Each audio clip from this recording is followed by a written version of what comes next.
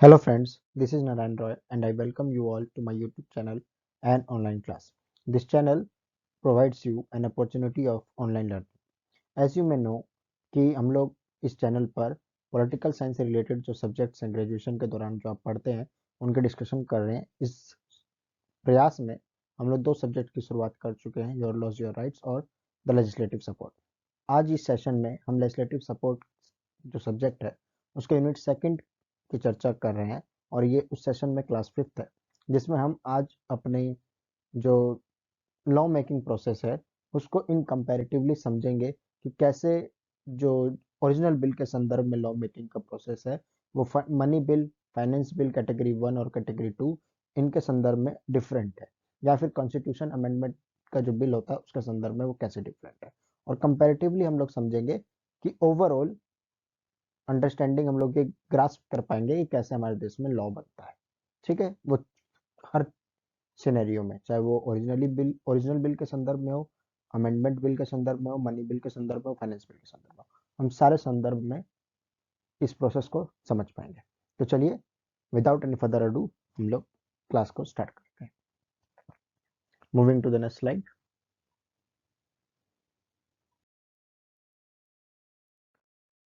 सबसे पहले एक बार हम क्विक रिवीजन देख लेते हैं कि हमने अभी तक क्या क्या चीजें पढ़ी हैं।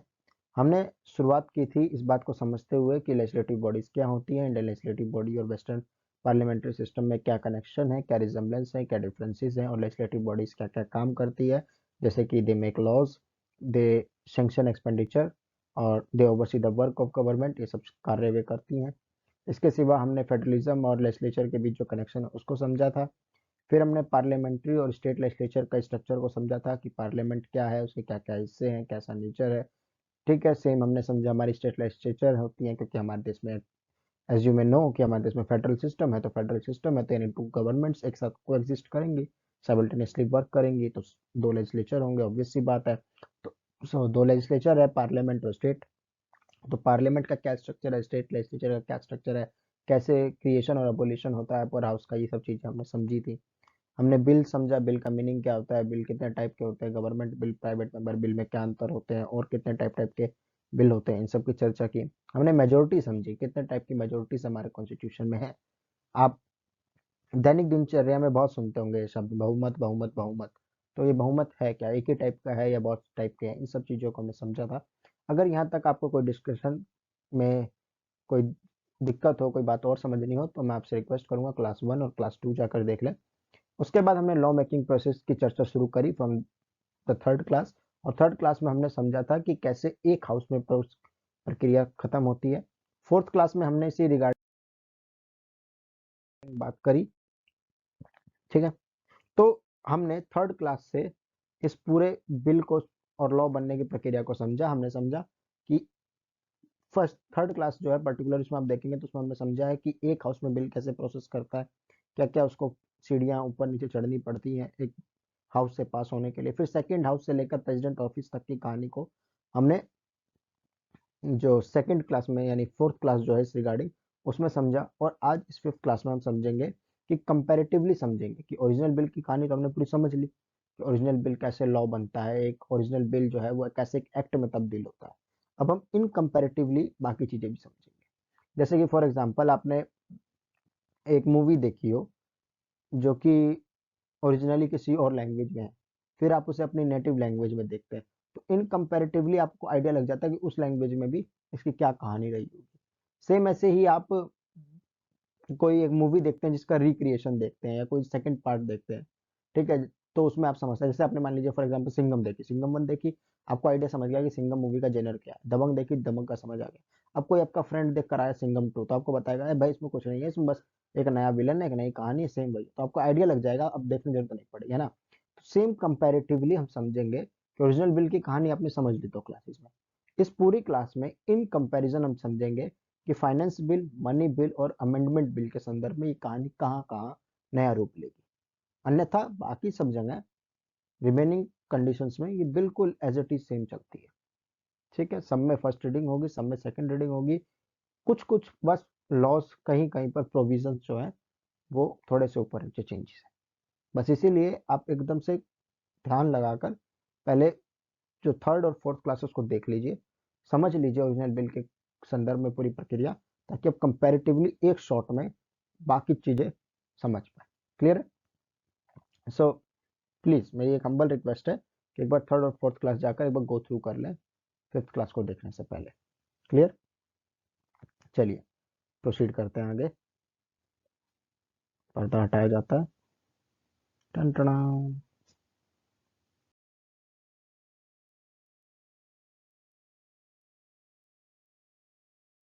सो सबसे पहले हम समझते हैं मनी बिल और फाइनेंस बिल होता क्या। देखिए अपने नाम से संदर्भ समझ आ रहा होगा कि कुछ ना कुछ पैसे से लेना देना। तो मनी बिल को धन विधेयक कहा जाता है और फाइनेंस बिल को वित्त विधेयक कहा जाता है। ठीक है दोनों का संदर्भ पैसों से। इस मनी बिल और फाइनेंस बिल दोनों चीज पैसे से रिलेटेड है, तो दो टर्म क्यों रखी गई? क्योंकि कुछ प्रकार इसका यूजेज नेचर में अलग है ये पैसा। ठीक है, जैसे कि फॉर एग्जाम्पल आपके पास दो तरीके का खर्च है। आप अपनी जिंदगी में देखिए, आप लोग कॉलेज स्कूल पढ़ते हैं, एक खर्च है जो आपको पॉकेट मनी मिलता है, तो वो आपका एक तरीके से बजट एक्सपेंडिचर हुआ, जिसको आप महीना भर खर्च करेंगे, जैसे 500 रुपए, 1000 रुपए, किसी को 15,000 भी मिलती होगी। अब जो भी आपको पॉकेट मनी मिलती है वो आपका एक बजट एक्सपेंस है महीने भर का।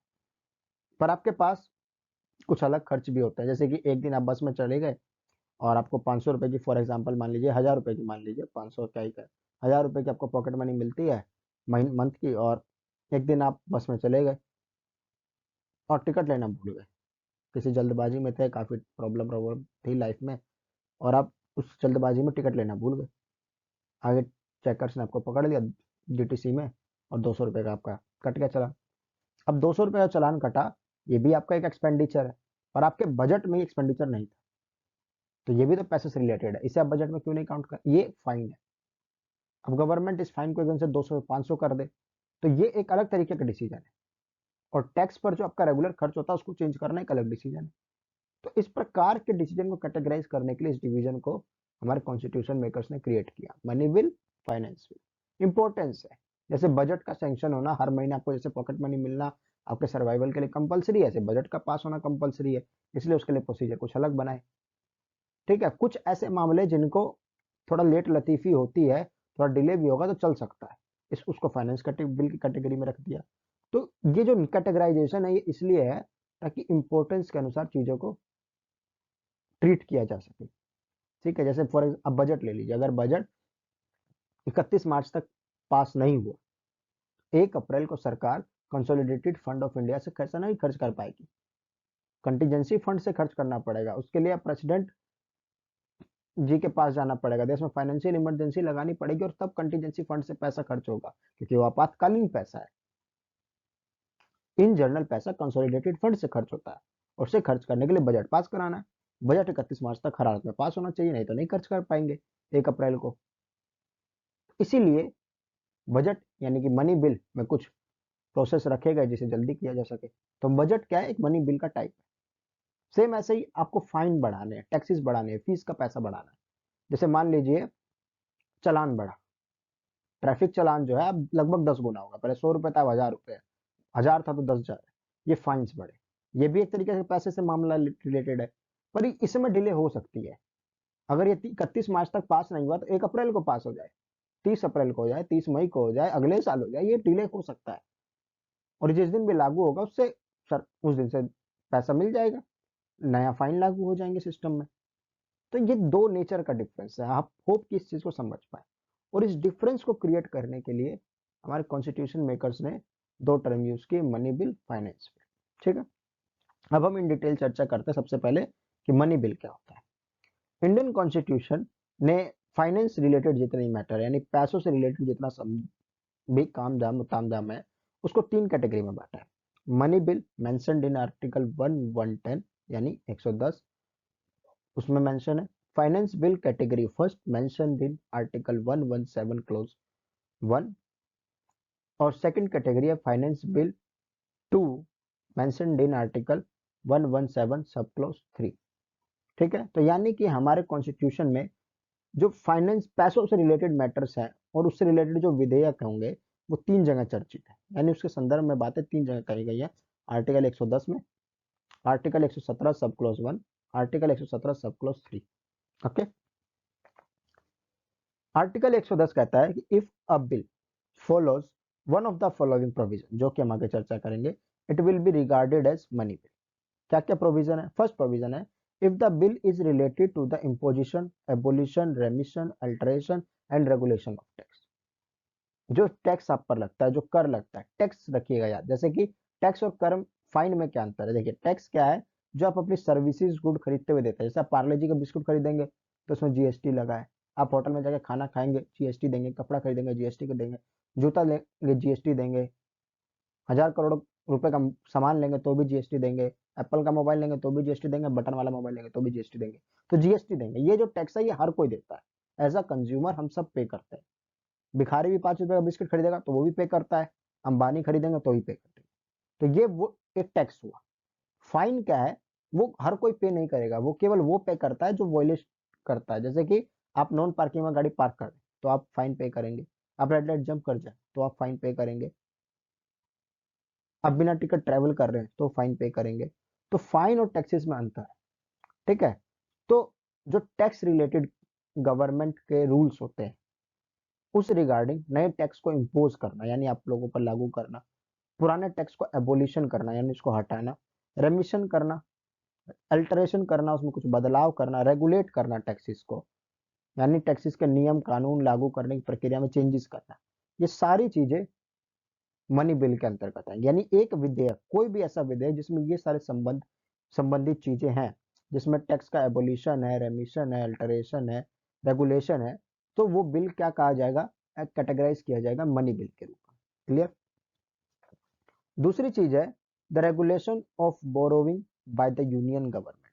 जो हमारी संघ सरकार है, जो सेंट्रल गवर्नमेंट है, जिसे हम दैनिक भाषा में केंद्र सरकार कहते हैं, उस द्वारा जो लिए गए उधार हैं, बोरोविंग्स है, उनका जो रेगुलेशन है, उनके रिगार्डिंग अगर कोई लॉ है, कोई बिल है, उसे मनी बिल कहा जाएगा। द मनी बिल उस कैटेगरी का चीजों को भी कहा जाएगा जो रिलेटेड है पेमेंट ऑफ मनी इनटू और withdrawal from the custody of consolidated fund of India. यानी भारत की जो संचित निधि है, उसमें अगर आपको पैसा डिपॉजिट करना है या उससे निकालना है, इस रिलेटेड कुछ चीजें बदलाव करनी है, तो वो भी क्या होगा? मनी बिल में आएगा। जैसे कि आपको हाल फिलहाल में आपको याद होगा, जो हमारे एमपीज हैं, और एमपी हैं, चेयरमैन है, वाइस प्रेसिडेंट है, लोकसभा के स्पीकर है, इन सब की इनकम को इंक्रीज किया गया। अब ये जो इंक्रीज करने का तरीका है, इसके लिए जो विधेयक आया होगा, ऑफकोर्स, क्योंकि पहले से एक लॉ है जिसमें सब कुछ प्रिस्क्राइब्ड है, किसको कितनी तनख्वाह मिलेगी। अब उसको आपको चेंज करना है, तो आपको एक अमेंडमेंट बिल लेके आना पड़ेगा। उस पर्टिकुलर लॉ में, कॉन्स्टिट्यूशन अमेंडमेंट बिल नहीं, जिस जगह वो मेंशन है वहां पर अमेंडमेंट के लिए आप एक बिल लेकर आए। अब वो बिल किस कैटेगरी में आएगा? मनी बिल में आएगा। है तो वो अमेंडमेंट बिल, पर उसे मनी बिल क्यों कहा जा रहा है? क्योंकि वो मनी रिलेटेड प्रोविजन में चेंज करेगा। क्यों चेंज करेगा मनी रिलेटेड प्रोविजन में? क्योंकि आपके प्रेसिडेंट को, प्राइम मिनिस्टर को, स्पीकर को, चेयरमैन को, एमपी को जो पैसा मिलता है खर्च करने के लिए, इनकम जो उनको मंथली सैलरी मिलती है, वो किस पर चार्ज होती है? कंसोलिडेटेड फंड ऑफ इंडिया पर, यानी वहां से निकाली जाती है। तो अब उस रिलेटेड कोई भी रूल चेंज होना है तो मनी बिल कंसिडर है। ये तो थर्ड हमने पढ़ा ही। सेम ऐसे ही अगर बिल कई नए नए चार्ज एक्सपेंडिचर से रिलेटेड है। चार्ज एक्सपेंडिचर जो होता है, वो कैटेगरी का एक्सपेंडिचर है जो केवल और केवल कंसोलिडेटेड फंड ऑफ इंडिया से खर्च किया जाता है। जैसे कि जो मैंने अभी बताई, president, PM, vice president, speaker, chairman, इन सब की तनख्वाह, जो मासिक जो क्या है, मानदेय दिया जाता है, इनकम दी जाती है, जो वो क्या है? कंसोलिडेटेड फंड पर चार्ज एक्सपेंडिचर है। इन डिटेल चार्ज एक्सपेंडिचर की क्या डेफिनेशन होती है, इसको आप भले ही मार्क करके रख ले, हम लोग जब बजट पढ़ेंगे तब बहुत डिटेल से इसे समझेंगे। तो ये 4 कैटेगरी हैं, और इन 4 कैटेगरी से रिलेटेड कोई भी प्रोविजन होगा, वो क्या कैटेगराइज किया जाएगा? Money bill. ठीक है। फिफ्थ है any other matter identical to any of the matter discussed. यानी कोई भी ऐसा मैटर जो ऊपर वाले ये 4 प्रोविजन है इनसे मिलता जुलता। अब इंपॉर्टेंट पॉइंट, अगर सांसद कोई सांसद एक बिल लेकर आया और वो कहता है कि मेरा बिल मनी बिल से रिलेटेड है, और बाकी सांसद कहते हैं नहीं, नहीं है, ये तो मेंशन ही नहीं है, तो वो कहेगा कि देखिए इस तरीके से देखें तो वो इन चार से रिलेटेड है। ठीक है, वो कहेगा मेरे पॉइंट ऑफ व्यू से देखिए, आपको दिखेगा कि ये इस हिस्से से, ये जो चार सब क्लॉज मैंने डिस्कस किए इनसे रिलेटेड है, बाकी लोग कह रहे हैं बिल्कुल नहीं है। अब हो जाएगा विवाद कि ये चीज मनी बिल है या नहीं है। अब इस केस में एक तरीके से डेडलॉक जैसी सिचुएशन इमर्ज हो गई, पर ये हाउसेस के बीच में नहीं है, ये सांसदों के बीच में। अब इस डेडलॉक को कौन सुलझाएगा? तो यहाँ कॉन्स्टिट्यूशन पावर देता है स्पीकर महोदय को। लोकसभा के जो स्पीकर महोदय हैं वो अपनी डिस्क्रिशनरी पावर का यूज करते हुए ये डिसाइड कर सकते हैं कि एक बिल जो है वो मनी बिल है या नहीं। अगर स्पीकर महोदय ये कहते हैं कि ये जो बिल है इसे मैं as a money bill categorise करता हूं, तो वो मनी बिल कंसिडर किया जाएगा। अगर वो ऐसा करने से डिनाई करते हैं और उसे किसी और कैटेगरी का बिल मानते हैं तो मनी बिल वो नहीं माना जाएगा। यानी कि इस मैटर में जो लास्ट अथॉरिटी है वो किसके पास है? स्पीकर महोदय के पास। चेयरमैन के पास नहीं, प्रेसिडेंट के पास नहीं, प्राइम मिनिस्टर के पास नहीं। जो स्पीकर महोदय कहेंगे वही होगा। तो स्पीकर महोदय अगर कहेंगे ऐसी सिचुएशन में जब कॉन्स्टिट्यूशन में वो वर्ड डायरेक्टली मेंशन नहीं है, यानी चार क्लॉसेज में मेंशन नहीं है, पर फिफ्थ क्लॉज क्या है कि कोई भी any other matter identical, identical यानी उससे मिला जुला होना चाहिए जो ऊपर मेंशन है। अब ये चीज तो डिस्क्रिशनरी पावर पर चली गई, क्योंकि हर कोई देखेगा, किसी की एक नजर से लगेगा कि मिला जुला है, दूसरे की नजर से लगेगा नहीं है। तो इस बारे में जो फाइनल डिसीजन मेकर है वो कौन होंगे? Speaker of the house. कौन से हाउस के स्पीकर होते हैं? ऑफ कोर्स लोकसभा में स्पीकर होते हैं, चेयरमैन होते हैं राज्यसभा में। तो जो लोकसभा के प्रिसाइडिंग ऑफिसर होंगे स्पीकर महोदय, उनका डिसीजन फाइनल होगा। क्लियर? अब आगे बढ़ते हैं। कुछ अन्य फाइनेंशियल मैटर, जैसे मैंने अभी आपको हाल फिलहाल में एग्जांपल दिए, imposition of fines, penalties related to demand और पेमेंट ऑफ फी और लाइसेंस।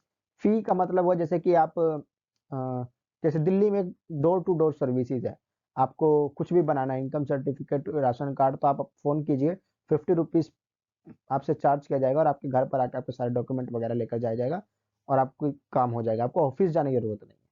तो ये क्या है, 50 रुपीज जो है ये फी है। ओके, तो फी में, टैक्स में और पेनल्टी में आपको समझ आ गया होगा। फाइन पेनल्टीज होती है जैसे no parking, red light jump करना, ये सब फाइन पेनल्टीज है। फी हुआ जो आप चार्ज करा जा रहा है, जैसे आप बस पास बनवाने जाएंगे तो आपसे सर्विस चार्ज लिया जाता है, वो फी है। ठीक है, सेम ऐसे ही आप सरकार से मान लीजिए आरटीआई लगाते हैं, तो उसके तहत जो आप पेज की फोटोकॉपी है उसका आपसे फी लिया जाता है, तो वो फी है। ठीक है, आप कॉलेज में एडमिशन लेते हैं कि सरकारी, तो आपसे सर्विस का फी लिया जाता है, फी। तो फी वो चीज है। ठीक है, लाइसेंस बनाने के लिए आपसे फी ली जाती है, तो फीस है। या फिर changes in any tax by any local authorities, और ऐसा कोई टैक्स में परिवर्तन करना हो जो लोकल अथॉरिटीज लगाती है। जैसे एमसीडी द्वारा एक टोल टैक्स लिया जाता है, ठीक है, कई जगह, या आमतौर पर आप हाईवे पे जो टोल टैक्स देखते हैं उसे सेंट्रल गवर्नमेंट लेती है। ठीक है, जो हमारी नेशनल हाईवे अथॉरिटी है वो वसूल करती है। परंतु एमसीडी भी एक टैक्स लेती है। आप हरियाणा वगैरह में जाएंगे और दिल्ली में जब एंट्री करेंगे, आते टाइम एमसीडी आपसे एक टोल लेती है, चार्ज लेती है। तो वो क्या है, एक लोकल बॉडी द्वारा लगाया जाने वाला टैक्स है। तो ऐसे किसी टैक्स में बदलाव करना हो, याद रखिएगा ये वो टैक्स है जो लोकल बॉडीज लगा रही है, पंचायत या एमसीडी। जबकि म्युनिसिपल कॉर्पोरेशन बॉडी है वो, या जो पीआरआई बॉडी है, पंचायती राज इंस्टीट्यूशंस के तहत जो स्टैब्लिश बॉडी है, वो लगा रही है। ऐसे टैक्स को चेंज करना हो, फाइन पेनल्टीज को चेंज करना हो, फीस को चेंज करना हो, इस प्रकार के जो मैटर के पैसे रिलेटेड जो मैटर है, इसे कैटेगराइज किया जाएगा financial matter, not money bill. ये कौन से होंगे? Financial bill. क्लियर? और इसके दो कैटेगरी हैं, finance bill 1, finance bill 2।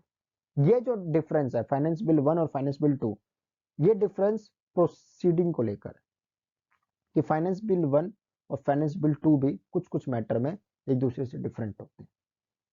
Finance bill 1 कहीं ना कहीं मनी बिल की तरफ झुका हुआ मिलेगा, और फाइनेंस बिल 2 की कैटेगरी का जो बिल होता है वो ऑर्डिनरी बिल की तरफ आपको झुका मिलेगा। इस डिफरेंस को हम लेटर ऑन देखते हैं इस वीडियो में। पर ये बात समझिए कि मनी बिल क्या होता है। मनी बिल है जो ये 5 मैटर जो आपके आगे लिखे हैं स्क्रीन पर, इनसे रिलेटेड है तो मनी बिल है। अदर इसके सिवा कोई फाइनेंशियल मैटर है और लोकसभा के जो स्पीकर महोदय वो उसे मनी बिल नहीं मानते हैं, तब वो फाइनेंशियल मैटर के कैटेगरी में माना जाएगा। क्लियर? होप कि आपको यहाँ तक समझ आया। ठीक है, आगे बढ़ते हैं। अब हम कंपैरेटिवली ये समझने का प्रयास करते हैं कि मनी बिल और फाइनेंस बिल के संदर्भ में जो लेजिस्लेशन का प्रोसेस है, जो इनेक्टमेंट का प्रोसेस है, वो कैसे डिफरेंस है, मतलब डिफरेंट है इन दोनों से। ठीक है, यानी ऑर्डिनरी बिल और अमेंडमेंट बिल से। तो हम कंपैरेटिवली अपना जो आधार हम लोग लेकर चल रहे हैं वो ऑर्डिनरी बिल को लेकर चल रहे हैं, क्योंकि इन जनरल जो प्रक्रिया होती है वो वैसी ही होती है। ऑर्डिनरी बिल के केस में जो नए बिल होते हैं, जो अदर देन इन मैटर से रिलेटेड बिल होते हैं, उन्हें कंसिडर किया जाता है। क्लियर है? चलिए शुरू करते हैं, इस डिफरेंस को समझने की कोशिश करते हैं। सबसे पहले हम बेसिक डिफरेंसेस को समझते हैं जो यहाँ मेंशन है। ठीक है, जैसे कि आर्टिकल, सबसे पहले आप समझते हैं कि कौन कौन से आर्टिकल किस चीज से रिलेटेड है। आर्टिकल जो है 110 वो बात करता है मनी बिल के बारे में, यानी इसमें मनी बिल की डेफिनेशन, रिलेटेड प्रोविजंस और इसके लिए रिगार्डिंग क्या क्या प्रोसीजर में लूप होल्स है, स्पेशल प्रोविजंस है। लूप होल मत नहीं कहेंगे हम इसको, हम लोग कहते हैं कि स्पेशल प्रोविजंस है जो मनी बिल के रिगार्डिंग, वो आर्टिकल 110 में मेंशन है। ऐसे ही फाइनेंशियल बिल के रिगार्डिंग जो प्रोसीजर है वो आर्टिकल 117 में मेंशन है, कि आर्टिकल 117 में मेंशन है कि क्या क्या चीजें फाइनेंस बिल में कैटेगराइज की जाएंगी, उसके रिगार्डिंग क्या स्पेशल प्रोविजंस होगा, कहाँ कहाँ ऑर्डिनरी प्रोसीजर के मामले में उसमें कुछ छूट या रिलैक्सेशन दी जाएगी। इन सब चीज़ों की चर्चा आर्टिकल 117 करता है। और ऑर्डिनरी लॉ मेकिंग प्रोसेस में आर्टिकल 107 बात करता है। ठीक है, कि जो अभी तक हम लोग 2 क्लास में चर्चा किए हैं वो सारा प्रोसेस आर्टिकल 107 के संदर्भ में। क्लियर है? अब हम समझते हैं मीनिंग। मीनिंग देखिए, जो मनी बिल है वो अभी अभी हमने समझा, वो ऐसे मैटर से डील करता है जो कि आर्टिकल 110 में प्रिस्क्राइब्ड है। क्या क्या मैटर प्रिस्क्राइब्ड है ये हमने समझे। टैक्सेस से रिलेटेड हो सकते हैं, ऐसे एक्सपेंडिचर से रिलेटेड हो सकते हैं जो कि जो कंसोलिडेटेड फंड ऑफ इंडिया उस पर चार्ज होते हो, कोई नया एक्सपेंडिचर उस पर जोड़ना हो। ठीक है, बजट को इसी कैटेगरी में रखा जाता है, तो ये सब मैटर आर्टिकल 110 से रिलेटेड है, यानी मनी बिल की कैटेगरी से।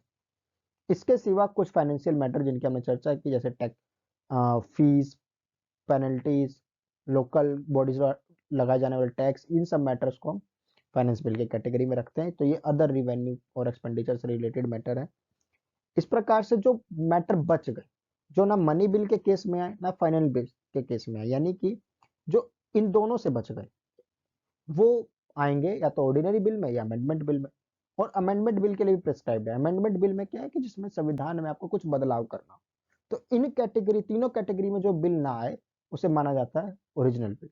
तो ये क्या deals with the provision other than money bill, finance bill और कॉन्स्टिट्यूशनल अमेंडमेंट बिल। इनके सिवा जो कुछ भी होता है उसे ओरिजिनल बिल। तो अगर नया कोई कानून बनना है, जो फर्स्ट टाइम कोई लॉ बनना है, तो वो भी ओरिजिनल बिल।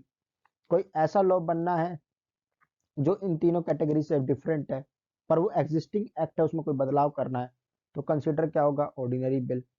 तो इन तीन कैटेगरी के मैटर को छोड़कर अगर कोई चौथी चीज है तो सबको एज क्या कंसिडर किया जाएगा, ordinary bill. Clear? Type of bill, क्या क्या टाइप के बिल हो सकते हैं। मनी बिल हमेशा एक गवर्नमेंट बिल होगा, क्योंकि मैंने बताया है कि इसे हमेशा चार्ज एक्सपेंडिचर के रूप में लाया जाता है, या आप जो टैक्स भरते हैं वो जाके कंसोलिडेटेड फंड में जमा होता है। ठीक है, तो उस रिगार्डिंग भी कोई बदलाव करना है तो वो भी कहीं ना कहीं कंसोलिडेटेड फंड को इफेक्ट कर रहा है। कोई नया खर्च जोड़ना है तो भी कंसोलिडेटेड फंड ऑफ इंडिया को इफेक्ट कर रहा है। उसमें चेंज करने हैं जो अभी तक खर्च है तो भी उसको, तो उसी से रिलेटेड है। अब इस रिलेटेड जो चेंजेस करने की जिम्मेदारी है या जो दायित्व है वो केवल सरकार के पास है, वही कर सकती है जो पावर उसके पास है।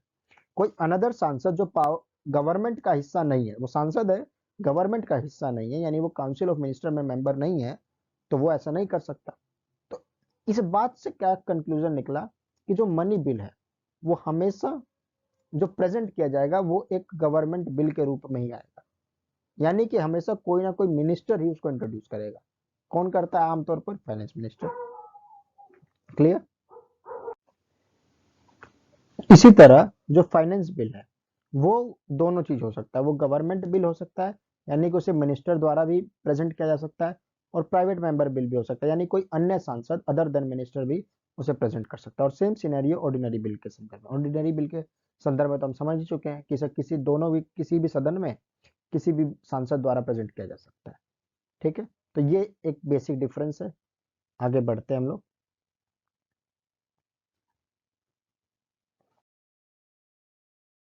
इसके सिवा अब जो मनी बिल का है, जो मनी बिल है वो इंट्रोड्यूस कहाँ होगा, इंट्रोडक्शन के संदर्भ में हम चीजें समझते हैं। देखिए, मनी बिल हमेशा लोकसभा में इंट्रोड्यूस किया जाएगा। ठीक है, ये दिख रहा है आपको।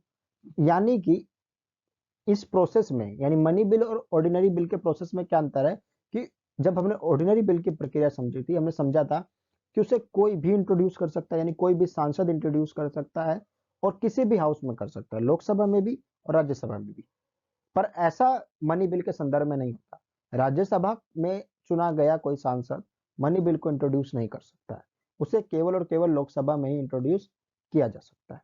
क्लियर? तो एक जगह यहाँ पर हमारा प्रोविजन चेंज हो गया मनी बिल के रिगार्डिंग। सेम ऐसे ही फाइनेंस बिल में, अगर फाइनेंशियल बिल का जो कैटेगरी है वो आर्टिकल 1171 है, यानी फाइनेंस बिल कैटेगरी फर्स्ट है, तो वो केवल और केवल लोकसभा में इंट्रोड्यूस होगा।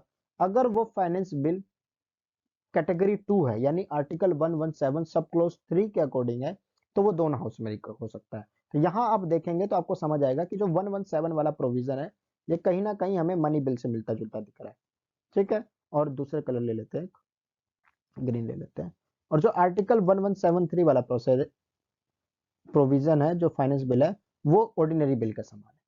तो जो 117 के तहत की जो प्रक्रिया है उसके अनुसार जो फाइनेंस बिल बनेगा, यानी फाइनेंस बिल कैटेगरी फर्स्ट का जो बिल होगा वो केवल और केवल लोकसभा में इंट्रोड्यूस किया जा सकता है।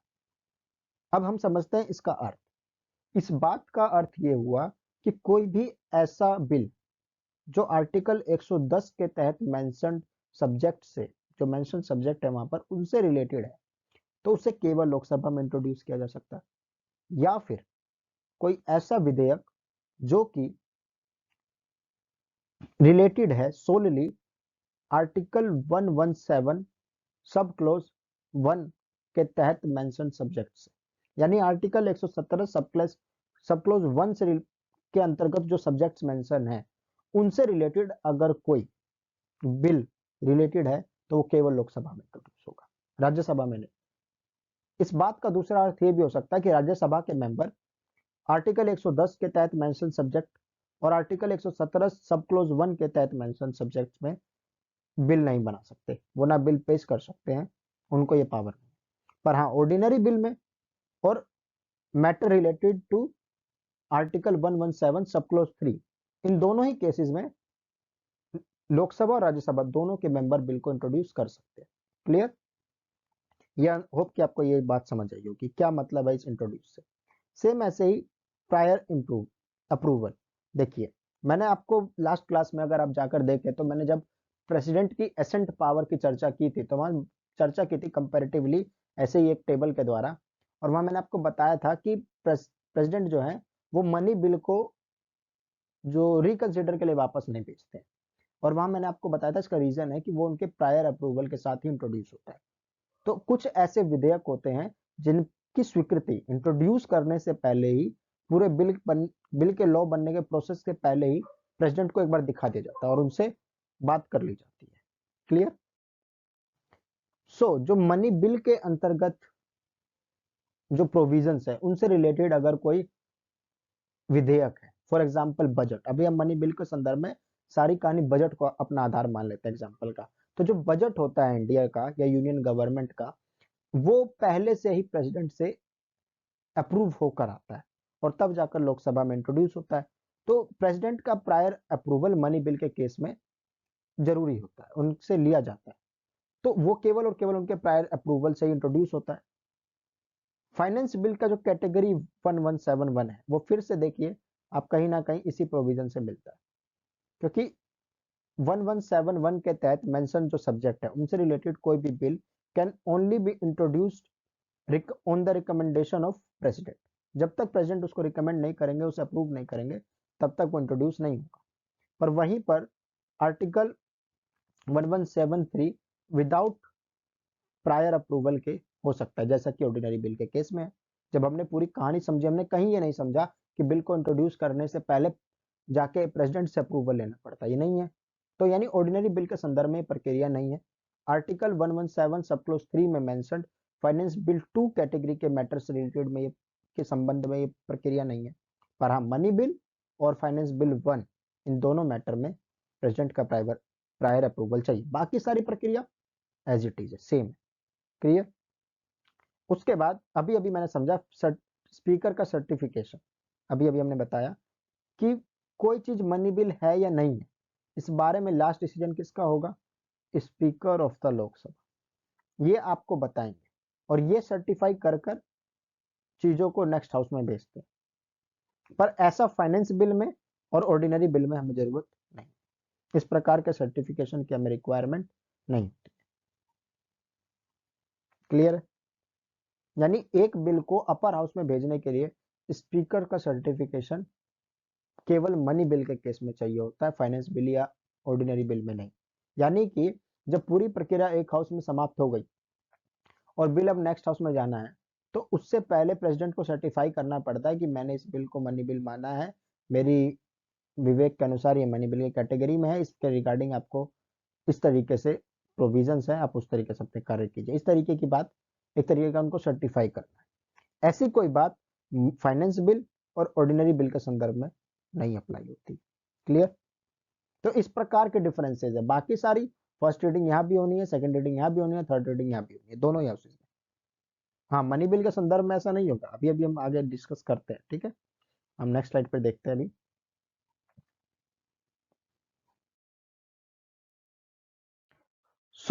जैसा कि अभी अभी मैंने बताया आपको कि राज्यसभा का रोल यानी जो अपर हाउस है उसका रोल कुछ विधेयक के मामले में चेंज होता है। जैसे कि मनी बिल, मनी बिल जिसमें बजट कंसीडर किया जाता है, उसमें अपर हाउस को कोई विशेष पावर नहीं होती। यानी कि जैसे ऑर्डिनरी बिल के संदर्भ में हमने प्रक्रिया समझी और हमने क्या समझा था कि फर्स्ट हाउस यानी लोकसभा से जब बिल चला जाएगा, हमारे एग्जांपल्स में लोकसभा को हमने फर्स्ट हाउस माना था, तो फर्स्ट हाउस से जब बिल पास हो जाएगा तो सेकंड हाउस में भी वो हूबहू सेम प्रक्रिया से जाएगा। पर मनी बिल के संदर्भ में ऐसा नहीं होगा। वो इंट्रोड्यूस होगा, first reading, second reading, third reading, voting, उसके बाद सेकंड हाउस में जाने के बाद वो first reading, second reading, third reading से नहीं जाएगा। मनी बिल के केस में क्या होगा कि उन्हें 14 दिन का समय दिया जाएगा। 14 दिन के समय उन्हें या तो बिल पर first reading, second reading, third reading तीनों कर लेनी है, या भले वो कुछ भी ना करें, या तीसरी पॉसिबिलिटी है कि वो उस पर चर्चा करे और कुछ अमेंडमेंट्स हो जाए। इन तीनों ही केस में उनके पास केवल 14 दिन का समय, उससे ज्यादा का।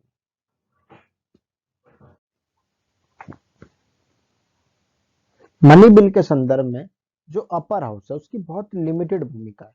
वो केवल और क्या कर सकती है कि वो भैया कुछ रिकमेंडेशन सुझा सकती है, और रिकमेंडेशन जो वो देंगी, वो सुझाएंगी, वो केवल और केवल लोकसभा के पास जाएगा और वो उसकी पावर है कि उसे एक्सेप्ट करे, रिजेक्ट करे। तो यानी मैंने आपको पहले भी बताया था चर्चा के दौरान कि जब मनी बिल सेकंड हाउस यानी अपर हाउस पे पहुंचता है अगर, तो उस संदर्भ में उनके पास केवल 14 डेज का टाइम होता है। उसमें वो या तो चर्चा करके उसे पास कर दे, प्रेसिडेंट के पास वो चला जाए, या फिर वो कुछ सुझाव दे दे और वो लोकसभा के पास वापस जाए, और तीसरा है कि वो कुछ भी ना करे।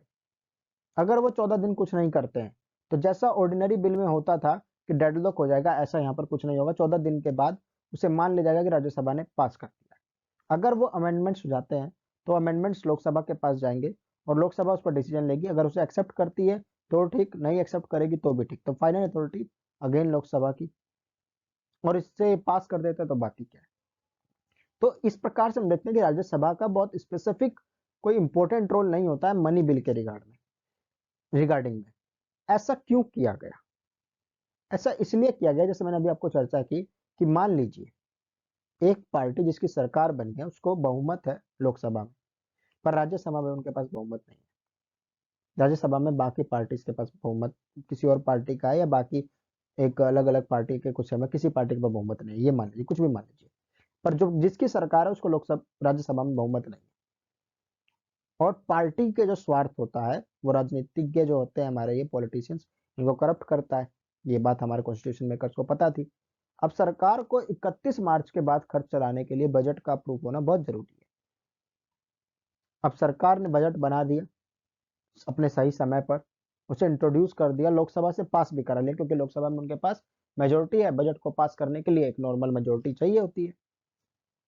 पास करा लिया, राज्यसभा में गया, और राज्यसभा में जो सांसद है वो अपनी राजनीतिक हितों के कारण अब उसको अपनी मंजूरी नहीं देंगे। अब नहीं दे रहे हैं तो इससे प्रॉब्लम क्या हो जाएगी, बजट पास नहीं होगा, और पास नहीं होगा तो खर्च किया कैसे जाएगा, आगे देश कैसे चलेगा 31 मार्च के बाद, क्योंकि हर फाइनेंशियल ईयर में बजट तो पास होना बहुत जरूरी है। इस चीज ऐसी सिचुएशन देश में इमर्ज ना करे, इसीलिए मनी बिल के संदर्भ में ऐसा व्यवस्था करी गई, और मनी बिल में बजट आता है, इसी कारण से ऐसी व्यवस्था की गई। क्लियर है? परंतु फाइनेंस बिल के संदर्भ में ऐसी व्यवस्था नहीं। राज्यसभा को चाहे वो फाइनेंस बिल फर्स्ट हो या सेकंड हो, दोनों ही केस में सेम पावर होती है जैसे कि ऑर्डिनरी बिल में। तो यानी कि अगर फाइनेंस बिल है तो वो same to same ordinary bill की तरह सेकंड हाउस में जाएगा, और सेकंड हाउस में भी सेम प्रोसीजर से गुजरेगा, first reading, second reading, third reading. वहां पर कोई नया चेंज नहीं आएगा उसके प्रोसीजर में। ऐसा केवल और केवल होता है मनी बिल के केस में। क्लियर है? फाइनेंस बिल यहाँ पर एज इट इज सेम है जैसे कि ऑर्डिनरी बिल है, चाहे वो दोनों ही है, आर्टिकल 17 और 113 दोनों के दोनों सेम है ऑर्डिनरी बिल की तरह। ठीक है, मैं डिलीट कर देता हूँ मैं अपनी भद्दी शीट वाली। क्लियर? उसके बाद दूसरी चीज समझते हैं ज्वाइंट सीटिंग। अब मैंने बताया कि देखिए मनी बिल में 14 दिन का टाइम है, आप अप्रूव कीजिए मत कीजिए, आप नहीं भी अप्रूव करेंगे तो सीधा चला जाएगा प्रेसिडेंट हाउस। तो ऐसे में कोई डेडलॉक का प्रोविजन नहीं, डेडलॉक कभी इमर्ज करता ही नहीं है मनी बिल को लेकर। और चूंकि डेडलॉक इमर्ज करेगा नहीं तो रिजोल्व कहां से होगा, जब समस्या ही नहीं है तो समाधान को समाधान तो होना ही नहीं है। अब समाधान क्यों होगा, है ही नहीं, तो यहाँ पर राज्यसभा कुछ कर ही नहीं सकती है, उसे या तो बिल अप्रूव करना होता है, और अगर वो नहीं करेगी तो सीधा सीधा वो आगे चला जाएगा। तो डेडलॉक का सिचुएशन इमर्ज होता ही नहीं है, तो ना समस्या ना समाधान, ना बास ना बांसुरी, कुछ है ही नहीं। तो मनी बिल में ज्वाइंट सीटिंग का प्रोविजन ही नहीं है। बाकी प्रक्रिया सेम है, एक हाउस में सेम प्रोसीजर से जाएगा, सेकंड हाउस में जाएगा, उसके बाद 14 दिन का समय, कुछ करे नहीं तो सीधा प्रेसिडेंट हाउस। तो यानी ज्वाइंट सीटिंग की सीढ़ी को कूद गया मनी बिल, और सीधा का सीधा प्रेसिडेंट हाउस में छलांग मारी है। फाइनेंस बिल के संदर्भ में चीजें डिफरेंट है as compare to money bill. यहाँ पर the money, although the bill of this category is related to finance matter, यानी कि भले ही जो फाइनेंस बिल के तहत जो बिल होता है वो सारे के सारे पैसे से रिलेटेड है, मनी बिल है, पर इस केस में डेडलॉक आ सकता है, क्योंकि मैंने अभी बताया इसमें राज्यसभा को सेम पावर होती है। अगर सेम पावर है तो डेडलॉक इमर्ज कर सकता है, और डेडलॉक इमर्ज होगा तो यहाँ पर ज्वाइंट सीटिंग का प्रोविजन है एज पर द आर्टिकल 108, और same to same ordinary bill में भी है। और ऑर्डिनरी बिल में क्या होगा, डेडलॉक होगा तो प्रेसिडेंट समन करेंगे, दोनों हाउस एक साथ बैठेंगे और फिर प्रोसीजर और डिस्कशन होगा। तो यानी कि मनी बिल यानी फाइनेंस बिल जो पिछली स्लाइड हमने देखी, वहां पर finance bill category first, money bill जैसा था सेकंड कैटेगरी ऑर्डिनरी बिल। पर इस प्रक्रिया में कि राज्यसभा का क्या रोल है, ज्वाइंट सीटिंग है या नहीं है, इन दोनों केसेस में जो फाइनेंस बिल है वो ऑर्डिनरी बिल की तरह फंक्शन करता है, और मनी बिल थोड़ा सा सेपरेट फंक्शन करता है। क्लियर है? ठीक है, ना समझ आए तो एक बार फिर से देख लीजिएगा, मुझे पक्का विश्वास है आपको समझ आ जाएगा। एसेंट ऑफ द प्रेसिडेंट, अगला डिफरेंस इस आधार पर है। इसमें क्या है कि देखिए हमने लास्ट क्लास में भी पढ़ा था कि जब मनी बिल अपने एक्ट बनने की सीढ़ी को चढ़ता हुआ प्रेसिडेंट ऑफिस पहुंचता है तो वो केवल और केवल या तो उसे अप्रूव कर सकते हैं या रिजेक्ट कर सकते हैं, रिटर्न नहीं कर सकते रिकंसिडरेशन के लिए। और ऐसा वो क्यों नहीं कर सकते, क्योंकि उनके पास इस संदर्भ में पावर इस कॉन्टेक्स्ट में नहीं है कि उन्होंने उसको प्रायर अप्रूवल दिया था। तो जब पहले अप्रूव आपने किया था तो अब क्यों रिकंसिडरेशन पे बात कर रहे हो आप? आपके अप्रूवल से तो बिल प्रेजेंट हुआ है, पास होकर आया है, अब काय का रिकंसिडरेशन? इसीलिए रिकंसिडर नहीं हो सकता है। हाँ, वो उनका मन बदल जाए वो रिजेक्ट कर सकते हैं, और अगर ना बदले तो अप्रूव कर सकते हैं, पर रिकंसिडरेशन नहीं होगा। क्लियर है? अप्रूव होगा, रिजेक्ट होगा, रिकंसिडर नहीं होगा। ठीक है, पर फाइनेंस बिल के केस में सब कुछ हो सकता है, वो अप्रूव कर सकते हैं, रिजेक्ट कर सकते हैं, विदहोल्ड कर सकते हैं, और एक कंसिडर भी कर सकते हैं, जैसा कि जैसा ऑर्डिनरी बिल में होता है। तो यानी ये जो स्लाइड है मैंने इसको जानबूझकर, देखो आपको थोड़ा इसमें ज्यादा बड़ी स्लाइड है ये, इसको जानबूझ के मैंने यहाँ रखा है ताकि ये यहाँ पे जो डिफरेंसेस है आपको दिख रहा होगा कि फाइनेंस बिल का जो मैटर है और जो ऑर्डिनरी बिल के मैटर है ये बिल्कुल सेम है और मनी बिल डिफरेंस है। पिछली स्लाइड में ऐसा नहीं था, पिछली स्लाइड में 11 जो 71 था वो मनी बिल जैसा था और ये ऑर्डिनरी बिल जैसा। यहाँ पर फाइनेंस बिल पूरा का पूरा जो सारे प्रोसीजर फॉलो कर रहा है वो ऑर्डिनरी बिल जैसे, और मनी बिल थोड़ा डिफरेंटली बिहेव करता हुआ चलेगा। तो फाइनेंस बिल के संदर्भ में प्रेसिडेंट अपने एसेंट को दे सकते हैं, वो सस्पेंसिव वीटो का यूज करके रिकंसीडर के लिए भेज सकते हैं, एब्सोल्यूट का यूज करके पूरा का पूरा डिनाई कर सकते हैं, और पॉकेट वीटो का यूज करके उसे विदहोल्ड भी कर सकते हैं। वो सब कर सकते हैं जैसा वो ऑर्डिनरी बिल का संदर्भ में कर। तो इन चीजों को छोड़कर बाकी सब जगह, बाकी सारी प्रक्रिया फाइनेंस बिल मनी बिल के संदर्भ में एज इट इज चलती है। क्लियर है? आगे बढ़ते हैं।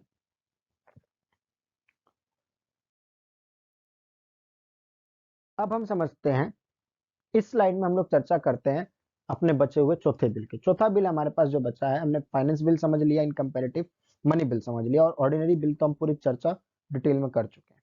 अब हम कहां पर अमेंडमेंट बिल डिफरेंट है इस चीज को समझते हैं। सबसे पहले आप समझिए कि अमेंडमेंट बिल होता क्या है। देखिए अमेंडमेंट बिल, जब तक ये खाली है मैं आपको लिख के दिखाता हूँ। देखिए ए फॉर अमेंडमेंट बिल हमने लिख दिया। अमेंडमेंट बिल में जो चेंज होता है वो आपके कहां पर होता है? कॉन्स्टिट्यूशन में। कॉन्स्टिट्यूशन को हम लोग लिख देते हैं CON, ठीक है, शॉर्ट फॉर्म के लिए। ठीक, तो अमेंडमेंट बिल जब भी आपके कॉन्स्टिट्यूशन में आता है, ये बहुत बेकार बन गया, डिलीट कर देता हूं। जो भी अमेंडमेंट बिल आता है या तो वो कॉन्स्टिट्यूशन से रिलेटेड होता है या वो अमेंडमेंट आपके लेजिस्लेटिव लॉ में होता है। तो लेजिस्लेटिव लॉ को हम LL लिख लेते हैं, है ना, इसे लिखना से अच्छा है हम इसको LL लिख लेते हैं। अब यहाँ पर आप लोग थोड़ा ध्यान से समझिएगा कि ये LL और कॉन्स्टिट्यूशनल लॉ में क्या अंतर है। देखिए आपके जो कॉन्स्टिट्यूशन है वो पहले ही बहुत बल्कि है, बहुत ज्यादा डिटेल प्रोविजन है उसमें, तो कुछ चीजें वहां पर नहीं मेंशन की गई इन डिटेल। हर चीज मेंशन की जाती तो आपका कॉन्स्टिट्यूशन ऐसे हो जाता जैसे आपका यूपीएससी का सिलेबस, इतना भयंकर, इतनी सारी किताबें जोड़कर एक कॉन्स्टिट्यूशन बनता, एक किताब में लिखा ही नहीं जाता। जैसे कि आपका एनसीईआरटी 6 से लेकर 12 कितनी सारी किताब एक साथ रख दो, इतना मोटा कॉन्स्टिट्यूशन हो जाता। तो हर चीज को नहीं रखा गया, तो कुछ चीजें अलग मेंशन की गई। इसका एक एग्जांपल आप ले लीजिए, आपके कॉन्स्टिट्यूशन का पार्ट सेकंड। जो पार्ट सेकंड है हमारे कॉन्स्टिट्यूशन का, वो रिलेटेड है किससे? सिटीजनशिप से। ठीक है, कुछ बातों के बारे में हमारे कॉन्स्टिट्यूशन का पार्ट सेकंड क्लियरली बात करता है। ठीक है, जैसे पाकिस्तान से जो लोग इंडिया आए, इंडिया से जो लोग पाकिस्तान गए, उनके सिटीजनशिप के रिगार्डिंग वो डिटेल बात करता है। पर बाकी चीजों के बारे में कि किसको कैसे बाद में सिटीजनशिप मिलेगी, कैसे नहीं मिलेगी, इन सब चीजों का जो प्रोसीजर डिस्क्राइब है वो कॉन्स्टिट्यूशन में नहीं है। कॉन्स्टिट्यूशन ने क्या किया कि अपने पार्ट के आर्टिकल 11 में, ठीक है, किसमें? आर्टिकल 11 में एक बात कही और कहा कि अमेंड की सिटीजनशिप के रिगार्डिंग लॉ बनाने की जो पावर है वो यूनियन पार्लियामेंट में वेस्टेड है। यानी सिटीजनशिप के रिगार्डिंग अगर कोई लॉ बनाना है तो वो बनाएगी हमारी सेंट्रल पार्लियामेंट। ठीक है, अब इस रिगार्डिंग एक सिटीजनशिप एक्ट बन गया और उसमें सारे प्रोसीजर मेंशन की गई कि कौन व्यक्ति कब तक इंडिया का नागरिक रहेगा, क्या करने पर उसकी इंडियन की सिटीजनशिप छीनी जा सकती है, कैसे कोई विदेशी अगर इंडियन सिटीजनशिप लेना चाहता है तो ले सकता है, कैसे आप इंडियन सिटीजनशिप को एक्वायर कर सकते हैं, किस किस कंडीशन में इंडियन सिटीजनशिप छीनी जा सकती है, इंडियन सिटीजनशिप होने के क्या क्या फायदे, क्या क्या नुकसान, ये सब चीजें अब एक एक्ट में मेंशन है। वो एक्ट क्या है? वो एक लेजिस्लेटिव लॉ है। ठीक है, लेजिस्लेटिव लॉ से आज से क्या हुआ कि अपनी इस पावर का यूज करते हुए, आर्टिकल 11 की पावर का यूज करते हुए, जो पार्लियामेंट है, पी फॉर पार्लियामेंट, वो एक बी फॉर बिल लेकर आई। क्या लेकर आई? एक बिल लेकर आई, और ये बिल में उन्होंने सब चीज मेंशन कर दी, और ये बिल जाकर जब प्रेसिडेंट की एसेंट लिया तो ये तब्दील हो गया एक एक्ट में, और उस एक्ट का नाम बना कि सिटीजनशिप एक्ट। ठीक है, अब हाल मैंने यही एग्जांपल क्यों लिया, क्योंकि अभी अभी ये सिटीजनशिप अमेंडमेंट एक्ट चर्चा में, तो एक अमेंडमेंट वो भी है। वो अमेंडमेंट कॉन्स्टिट्यूशन में हुआ है नहीं, वो अमेंडमेंट ये जो लेजिस्लेटिव लॉ है इसमें हुआ है। तो लेजिस्लेटिव लॉ वो होता है, लॉ होता है कि जब लेजिस्लेटिव यूनियन लेजिस्लेटिव अपनी कॉन्स्टिट्यूशनल पावर का यूज करते हुए कोई लॉ बनाती है जो कि कॉन्स्टिट्यूशन में नहीं बल्कि एक अलग डिफरेंट डॉक्यूमेंट बनता है, उसे हम कहते हैं लेजिस्लेटिव लॉ। जैसे कि सिटीजनशिप एक्ट, ठीक है, ये जो हमारा एक्ट बना, ये कौन सा एक्ट था? Citizenship act. अब इसमें चेंज होगा तो वो भी क्या है? एक एक्ट है। वो कैसा एक्ट है? अमेंडमेंट एक्ट है। और वहां मेंशन होगा कि वो क्या अमेंडमेंट है। जैसे कि आप चर्चा में सुन रहे थे, सिटीजनशिप बिल अमेंडमेंट एक्ट। तो सिटीजनशिप के जो रिगार्डिंग पुराना लॉ था उसमें कुछ चीजें चेंज करनी थी हमारी वर्तमान गवर्नमेंट को, तो वो एक अमेंडमेंट लेके आई। तो एक अमेंडमेंट तो हुआ। दूसरा अमेंडमेंट हुआ कॉन्स्टिट्यूशन। कॉन्स्टिट्यूशन में अमेंडमेंट हुआ जैसे कि ओबीसी को जब रिजर्वेशन दिया गया तो ओबीसी कमीशन बनाया गया। अब उसके रिगार्डिंग कॉन्स्टिट्यूशन में प्रोविजन लिखना था, तो जो अमेंडमेंट हुआ वो कॉन्स्टिट्यूशन में, क्योंकि ये चीज कॉन्स्टिट्यूशन में मेंशन है। सेम ऐसे ही election commission of India constitution में मेंशन है। अगर इस रिगार्डिंग कोई बदलाव करना है तो वो क्या होगा? कॉन्स्टिट्यूशनल अमेंडमेंट होगा। पर अगर हमें हमारे जो रिप्रेजेंटेटिव है, कैसे चुनाव हो, आचार संहिता क्या है, ये सब चीजों के बारे में चेंज करना है, तो ये सब एक एक्ट में मेंशन है। वो भी है representative of people of India act, कुछ ऐसे करके नाम है, रिप्रेजेंटेटिव एक्ट करके नाम है, बीच में कुछ और है, ठीक है। तो वो एक एक्ट है, तो उस रिगार्डिंग चेंज लेजिस्लेटिव लॉ में होंगे। और ईसीआई के रिगार्डिंग कोई चेंज होगा तो वो कॉन्स्टिट्यूशन में चेंज होगा। सेम ऐसे यूपीएससी में अगर कोई चेंज करना है, यूपीएससी के जो कॉन्स्टिट्यूशन का तरीका है, जो संगठन का तरीका है, तो वो कॉन्स्टिट्यूशनल चेंज है। प्रेसिडेंट की पावर में कोई चेंज करना है तो कॉन्स्टिट्यूशनल चेंज है। जुडिशरी में कोई चेंज करना है तो कॉन्स्टिट्यूशनल चेंज है। तो जो चीज कॉन्स्टिट्यूशन में मेंशन है, अगर वहां आपको चेंज करना है तो वो कॉन्स्टिट्यूशनल अमेंडमेंट है। जो चीज आपको लेजिस्लेटिव लॉ यानी पार्लियामेंट द्वारा बनाए गए लॉ में चेंज करना है तो वो एक नॉर्मल अमेंडमेंट एक्ट है। क्लियर है? होप कि आपको चीजें समझ आई। इसको डिलीट कर देते हैं ताकि हमारी नेक्स्ट स्लाइड दिख पाए अच्छे से, नहीं तो कचरा दिखेगा सब। हो जाओ डिलीट सब। होप कि आप ये चीज समझ पाए कि दोनों दो तरीके के अमेंडमेंट हो सकते हैं। एक अमेंडमेंट है जो आपके लेजिस्लेटिव लॉ में हो रहा है और एक हो रहा है आपके कॉन्स्टिट्यूशन में। हम जो यहाँ प्रोसेस समझ रहे हैं वो कॉन्स्टिट्यूशनल अमेंडमेंट की है। जो नॉर्मल अमेंडमेंट होता है वो ऑर्डिनरी बिल के समान चलता है। क्लियर है?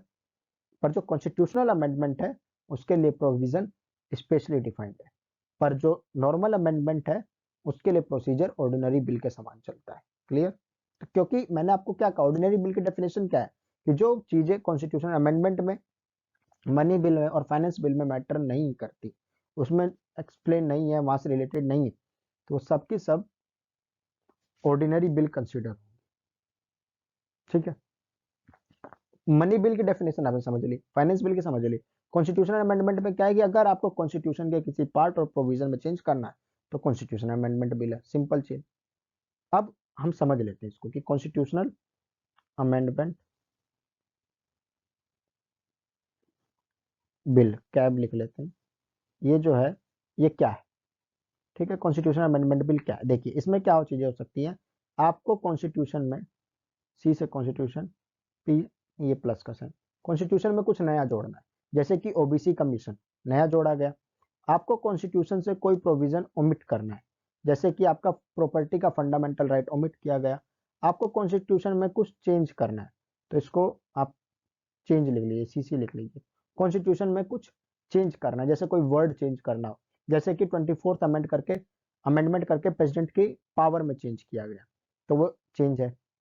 तो इस प्रकार का कोई भी चेंज, आपको कुछ नया जोड़ना है, कॉन्स्टिट्यूशन से कुछ रिमूव करना है, या किसी वर्डिंग को चेंज करना है, प्रोविजन को कुछ थोड़ा सा चेंज करना है, ये सब चीज करने के लिए आपको एक बिल लाना है। और ये सारे बिल क्या कंसिडर होंगे? Constitutional amendment bill. क्यों कॉन्स्टिट्यूशन अमेंडमेंट बिल है?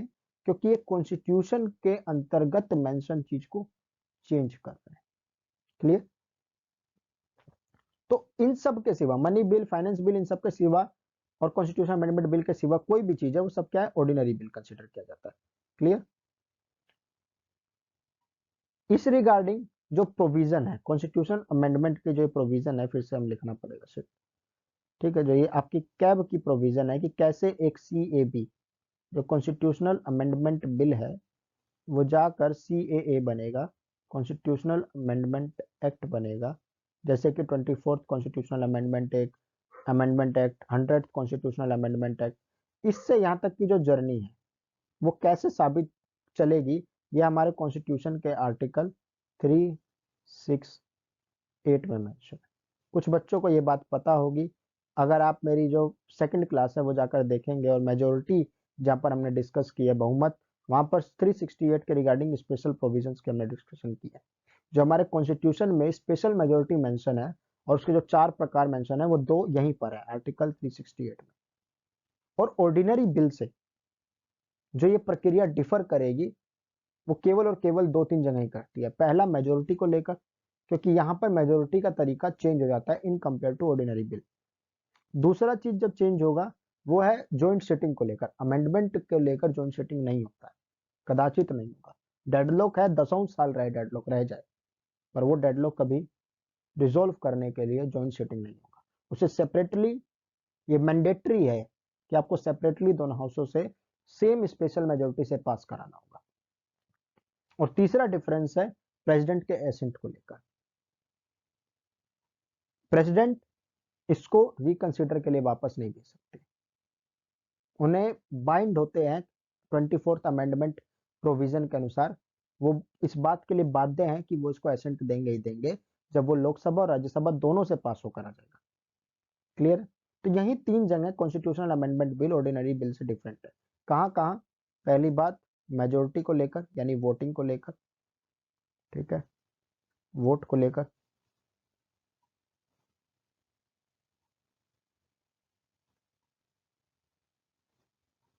लिख लेता हूं मैं, थोड़ा सा टाइम दीजिएगा। वोटिंग को लेकर।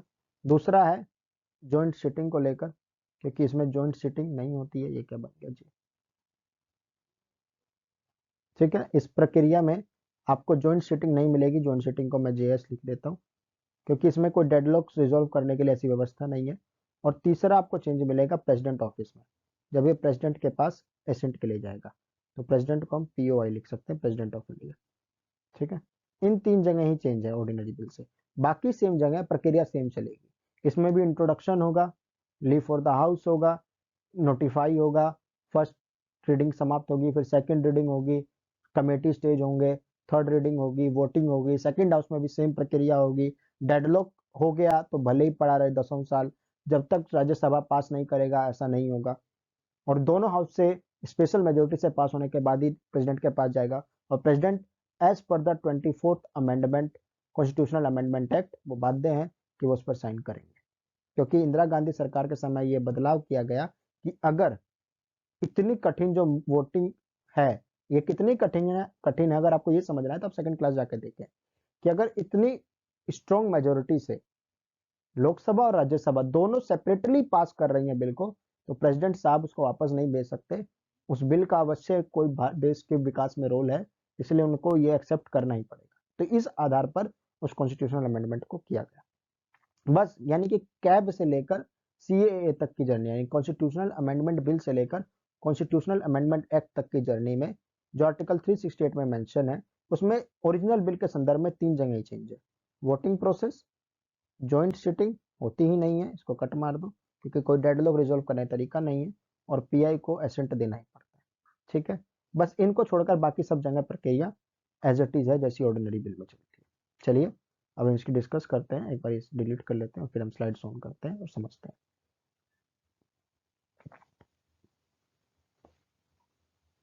ठीक है, हाँ लेजर ऑन करते हैं, चलते हैं आगे।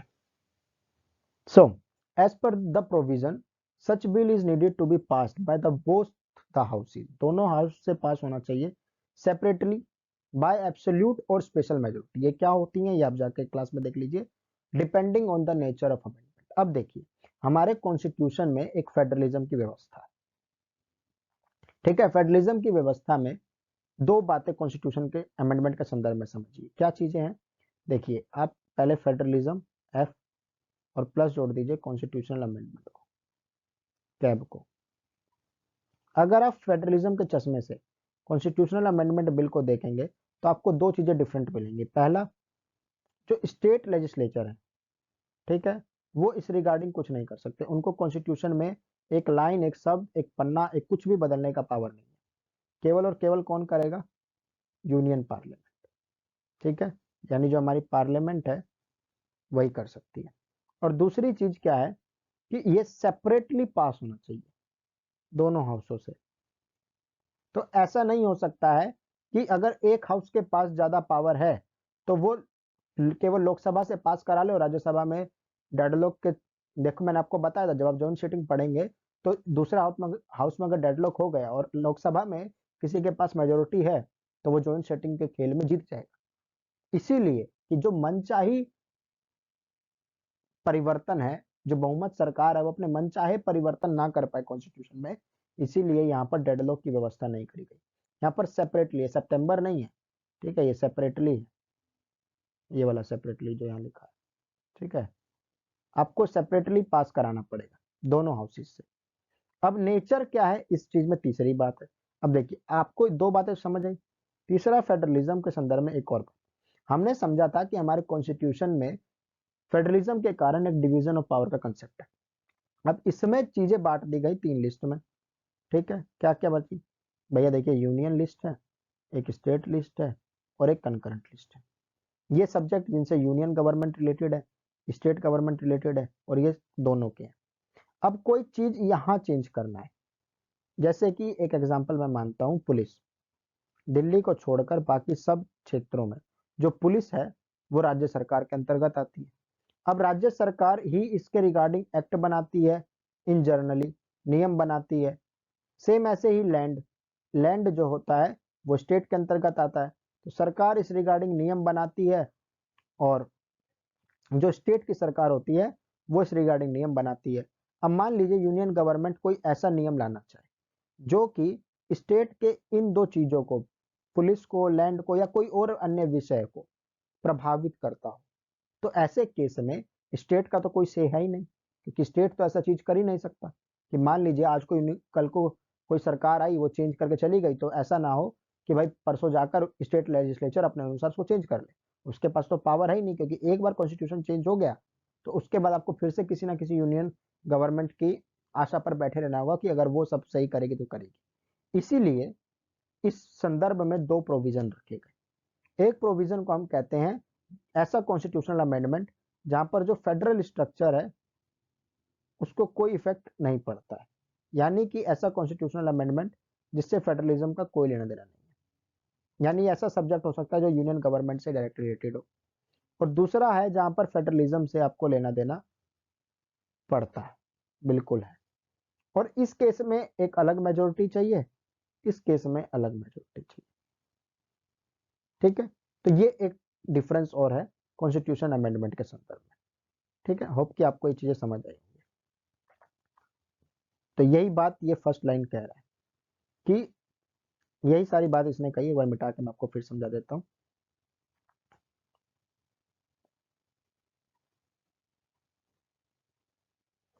क्या क्या बात कही इस लाइन ने? इस लाइन ने कहा कि देखिए, as per the provision bill needed to pass by both the houses separately, ये हमने समझा।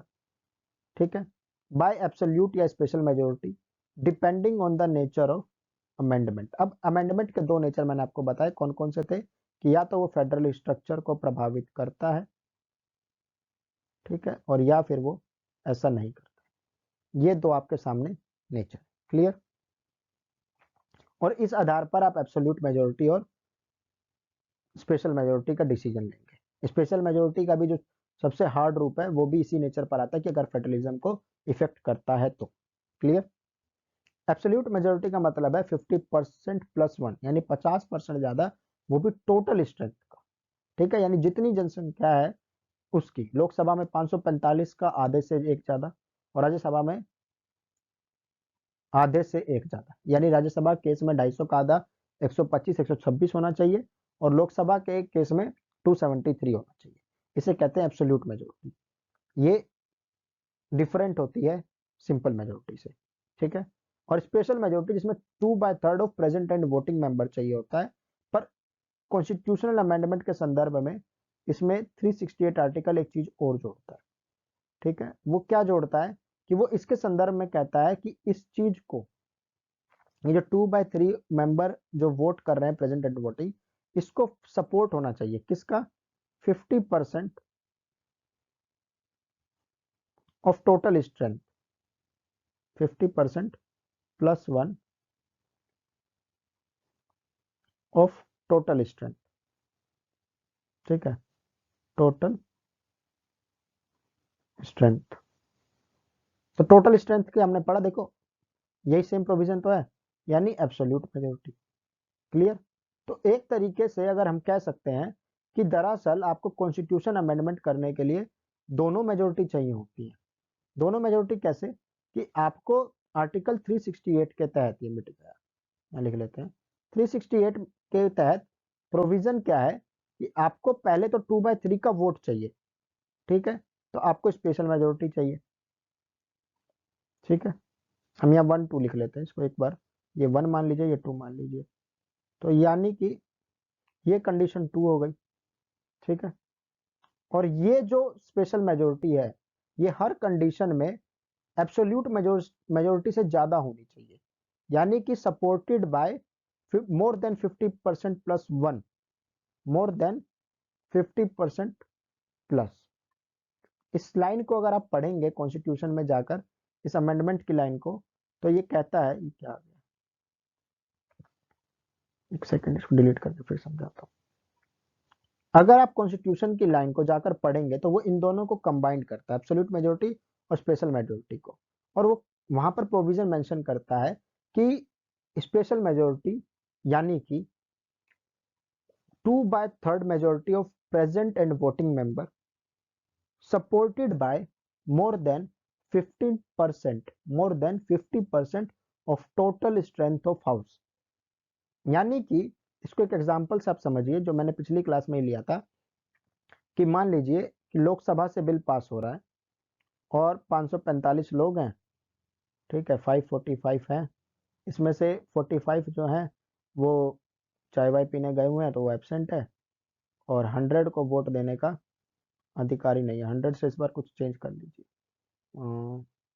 100 मत मानिए, 90 मान लीजिए, वो 90 मान के देखते हैं। ठीक है, तो 410 नहीं, 410 डिवाइड होगा, इसे 80 कर लीजिए। ठीक है, कि मान लीजिए 80 गए हुए हैं चाय वाय पीने। तो अब आ गया केस हमारे पास, कितना, 45 गए 500, 420, 422 को 2/3 से डायरेक्ट डिवाइड हो जाएगा, इसलिए मैंने ले लिया कि एक एग्जांपल हम ये देख लेते, 2/3। अब इसको कोई डिवाइड करे तो आएगा आपका 1 4, 14×3 = 42, तो 140 गुने 2, ये कितना हुआ, 280। ठीक है, तो एक स्पेशल मेजोरिटी ये हुआ। अब ये 280 एब्सोल्यूट मेजोरिटी से ज्यादा है, क्योंकि एब्सोल्यूट मेजोरिटी कितना होता है टोटल स्ट्रेंथ लोकसभा का, 273 होगा ये लोकसभा के केस में, है ना। अभी अभी मैंने आपको बताया था, आप कैलकुलेट कर लीजिएगा भले ही। तो यहाँ पर ये जो 280 है, ये 273 से ज्यादा है। ठीक है, तो ये बिल्कुल सही है, ऐसे केस में ये बिल लोकसभा से पास हो पाएगा। दूसरा सिनेरियो आप लीजिए कि लोकसभा में अब 80 की जगह, दरअसल ऊपर ले लेते हैं यहाँ पे, 545 में से 45 गायब थे। ठीक है, और अब की बार 100 लोग वोटिंग नहीं कर रहे हैं। ठीक है, अब आपके पास बचेंगे लोग 400। ठीक है, इसको आप अगर 2/3 से करेंगे तो ये आपका जाएगा लमसम 266 या 267 पर। ठीक है, तो हम इसको मान लेते हैं 267।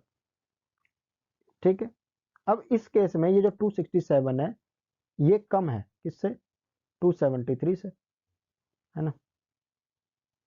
जगह कम पड़ गई, कोई नहीं, छोटा सा लिख देते हैं। अब ये कम है, तो ऐसे केस में ये बिल पास नहीं हो पाएगा, क्योंकि ये वर्डिंग क्या कहती है कि मेजोरिटी का सपोर्ट करना चाहिए 2/3 of present and voting member. ये तो यहाँ पे सही है कि भैया देखो 2/3 ने वोट कर दिया, 276 तो हो गए, 267 तो हो गए। ठीक है, 2/3 ने वोट कर दिया, पर दूसरी लाइन क्या है, supported by more than 50% of total strength. पर 273 लोगों ने इस विधेयक को सपोर्ट नहीं किया है, बाकी लोग जितने बचे वो सारे अगेंस्ट ही हैं। तो इस केस में ये पास नहीं माना जाएगा। पर सेम ऐसा ही केस है कि यहाँ 280 लोगों ने वोट किया है और 273 सपोर्ट भी करते हैं, तब इस केस में ये बिल पास माना जाएगा। समझे? तो ये हुआ 368, आर्टिकल 368 के तहत स्पेशल मेजोरिटी। ठीक है, आपको और डिटेल में समझना हो तो एक बार फिर से देख लीजिएगा इस वीडियो को। ठीक है, अब इसमें क्या है, इसमें एक चीज और जुड़ जाएगी। एक चीज और क्या जुड़ जाएगी कि जब ऐसा अमेंडमेंट होगा जो फेडरल स्ट्रक्चर को प्रभावित करता हो। ठीक है, यानी जैसा मैंने अभी आपको पीछे समझाया कि लैंड, पुलिस या किसी और ऐसी चीज से रिलेटेड है, तो ऐसे में आपको कंडीशन 1 पूरी करनी है, कंडीशन 2 पूरी करनी है, यानी जो अभी मैंने आपको एग्जांपल के थ्रू समझाई। पर इसके सिवा आपको जो स्टेट के लेजिस्लेचर्स हैं हमारे देश में, आपको पता है हमारे देश में राज्य हैं, राज्यों में विधायिका है, तो उन राज्यों में से आधी विधायिकाओं से, हाफ से आपको सिंपल मेजोरिटी से सेम विधेयक पास कराना पड़ेगा, उनका भी समर्थन चाहिए। और जब वो समर्थन कर देंगे तब जाकर उसे पास माना जाएगा कि हाँ अब ये लागू हो सकता है। क्लियर? तो ये चीज अमेंडमेंट के संदर्भ में डिफरेंट है। ठीक, अगर आपको अभी भी चीजें ना समझ आए तो प्लीज एक बार फिर से देख लीजिएगा कि जब ऐसा अमेंडमेंट करना है जिससे कि फेडरल स्ट्रक्चर पर प्रभाव पड़ता है, तब आपको सेम अमेंडमेंट को आपको रेक्टिफाई कराना पड़ेगा 50% ऑफ स्टेट लेजिस्लेचर, यानी देश में जब भी ये संविधान संशोधन हो रहा उस समय जितने राज्यों में विधायिका होंगी उसमें से आधी से एक ज्यादा से आपको ये पास करवाना पड़ेगा। ठीक है, हाफ से। क्लियर?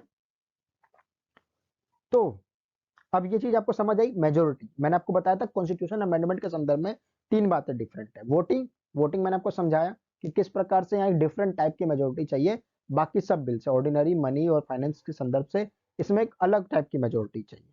ये चीज तो मैंने आपको क्लियर कर दी। ठीक है, दूसरी बात जो कॉन्स्टिट्यूशन अमेंडमेंट के संदर्भ में डिफरेंट है वो ये है कि जब बिल दोनों हाउसों से पास हो जाए, याद रखिएगा दोनों हाउस से पास होना चाहिए, और दोनों हाउस से पास होने का यहाँ आशय है कि सेपरेटली, और वो भी सेम इसी मेजोरिटी से जो वहां पर मेंशन है। अगर फेडरल है या जो भी है तो दोनों हाउसों से उसको मेजोरिटी, ये दोनों कंबाइंड होनी चाहिए, जो मैंने अभी आपको समझाई। दोनों हाउस से वो सेपरेटली पास होना चाहिए, उसके बाद वो प्रेसिडेंट ऑफिस में भेजा जाएगा। 24th अमेंडमेंट 1971, यानी कि 1971 से पहले हमारे प्रेसिडेंट के पास ये पावर थी कि वो उस कॉन्स्टिट्यूशन अमेंडमेंट बिल को रिजेक्ट कर सकते थे, रिटर्न कर सकते थे। पर अब 24th अमेंडमेंट के बाद ऐसा नहीं है। इसके बाद मैंडेटरी कर दिया गया प्रेसिडेंट के लिए कि वो किसी भी कॉन्स्टिट्यूशन अमेंडमेंट को जो कि दोनों हाउसों से प्रॉपर तरीके से पास होकर आया हो, उसे केवल और केवल अपनी एसेंट देंगे। वो उस संदर्भ में अपनी एसेंट को विदहोल्ड नहीं कर सकते, बिल्कुल नहीं, और ना ही उसको रिटर्न कर सकते हैं बिल को। उनके पास केवल एक ही ऑप्शन है कि वो उस पर अपनी हामी भरे। तो ये मैंडेटरी हो गया। ठीक है, तो यही तीन चीजें चेंज है पे। क्या चीज? वोटिंग का तरीका, दोनों में सेपरेट तरीके से पास होना जरूरी है, डेडलॉक का कोई केस नहीं है, जॉइंट सेटिंग का कोई केस नहीं है। और थर्ड, प्रेसिडेंट के पास केवल और केवल एसेंट करने की ताकत है, वो विदहोल्ड और रिजेक्ट और रिकंसिडर के लिए चीजों को नहीं भेज सकते हैं इस केस में। बाकी सारी चीजें सेम प्रक्रिया से होगी। और अगर आप इसको ध्यान से देखें और ओरिजिनल बिल के संदर्भ में समझें तो आपको ये बात समझ आएगी क्लियरली कि दरअसल ओरिजिनल बिल का प्रोसीजर जो आपको कठिन लग रहा होगा उससे कहीं ज्यादा कठिन है कॉन्स्टिट्यूशनल अमेंडमेंट बिल को पास कराना। तो ये एक अमेंडमेंट का तरीका है हमारे कॉन्स्टिट्यूशन में। इसी के साथ हम चारों प्रकार के बिल कैसे लॉ बनते हैं, कैसे एक्ट बनते हैं, ये चीज समझ चुके हैं। इस संदर्भ में एक चीज और समझने की जरूरत है जो कि एक बहुत फेमस जजमेंट है हमारे सुप्रीम कोर्ट का। तो चलिए उसकी चर्चा करते हैं नेक्स्ट स्लाइड में।